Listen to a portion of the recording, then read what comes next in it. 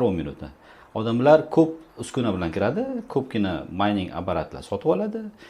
Qancha ko'p sotib olsa, shuncha anaqa o'yinga sложность kiradi, matematik zadachalar deymiz, matematik zadachalar deymiz. Ular oshib ketadi shuncha ko'p apparatlar ishlaganligi uchun bu sразу o'yin kirib, uni 3.125 ga tushirib qo'yadi.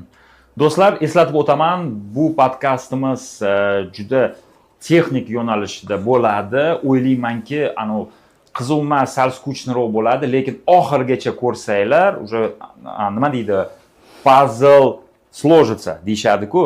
Shuning uchun to'g'ri tushunaman, og'ir, qiyin ma'lumotni ko'rish, uni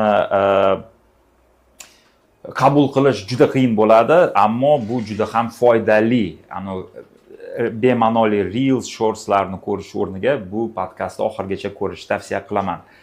Ixtiyor aka, aytingchi, o'zingizni fermalaringiz hozir qancha quvvatda va qaysi davlatda joylashgan? Chunki bilamiz, O'zbekistonda mining faqat ruxsatnoma orqali qilinadi va biz o'sha ruxsatnoma olish arafasida turibmiz. Xudo xolasa, bir kun emas, bir kun qo'limizga kiradi.